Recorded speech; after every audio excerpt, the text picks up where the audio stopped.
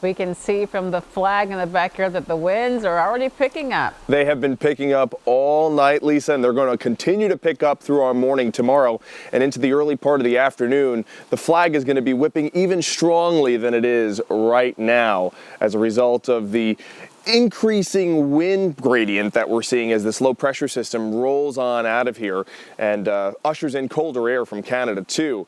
Now, today's the first day of 2025, and I want to quickly look back at 2024 and detail the extremes that we saw throughout the year. The coldest temperature we had was 2 days before Christmas, 2 days after the winter solstice, and that was -2 degrees. That tied the record low temperature for that date. And we didn't see a cold temperature that chilly for nearly 3 years, since January 22nd, 2022. Now, the hottest temperature we had throughout the entire year, 97 degrees. That is a new record in the books, the hottest temperature ever in Scranton in recorded history for June 21st. That was 1 day after the summer solstice. We hadn't seen temperatures that hot since August 4th, 2022. But what we're noticing is new records. We're seeing more and more of the hot temperature records than the cold temperature ones. Back in the 1940s, we had equal number of daily record cold temperatures and daily record high temperatures. But now, as we're headed further and further into the 21st century, we're seeing far more daily record high temperatures than daily record cold temperatures, and that's because our entire planet is warming. 2024 was the warmest year on record, outpacing 2023, which was the prior warmest year on record.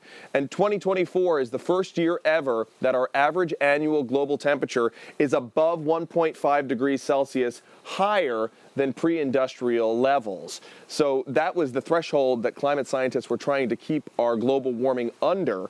And we are above that now in 2024. Things are just going to get hotter from here on out, and we'll see more and more daily record high temperatures and less of the record cold that we have been used to in the 1900s.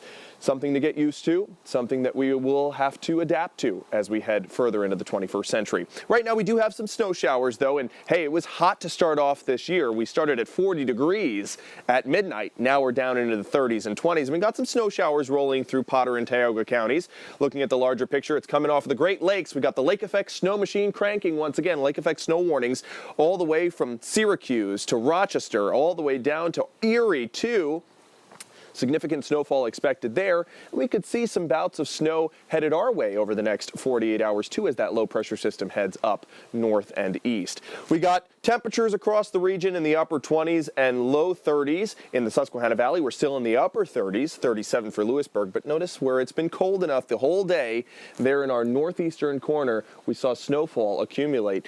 And those winds, they're sustained from 10 to 21 miles per hour across the region, and gusting up to 35 miles per hour, too. We have a wind advisory in place for all of northeastern Pennsylvania, down through the Valley cities, Wyoming County, too, into the Poconos until 1 p.m., and that's why we've issued a weather impact alert until 1 p.m. Those strong winds can blow things around. If you have any decorations still out from the holidays, they can blow around, too. In your front lawn, your backyard, inflatables, make sure they're secure. And your patio furniture, too. You know, we had temperatures up in the upper 50s to end off the year. Maybe you were spending some time on your back deck. Make sure those chairs are flipped upside down so that they don't get flipped by the wind or thrown off your porch. Be very careful. And hey, you know, where you saw some snowfall today up in our northeastern corner, that snow is on those power lines. Those winds blowing on the power lines along with that added snow stress could cause some isolated power outages in our northeastern corner. Be prepared for that tonight. Got snow showers possible throughout the next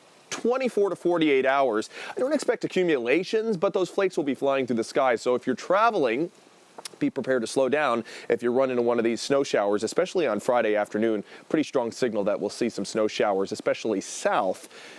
As far as some accumulations, probably not too much, maybe a coating across parts of the region.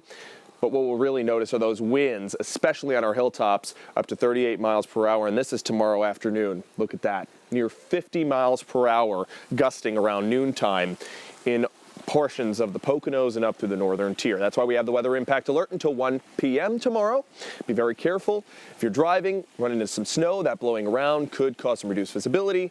And be careful of any decorations that you might have out that could blow around too. Temperatures really tumble, Lisa, as we head into this weekend, only topping out in the 20s. It is going to feel a lot more like January as we head into that very first full week of January. Oh, yay.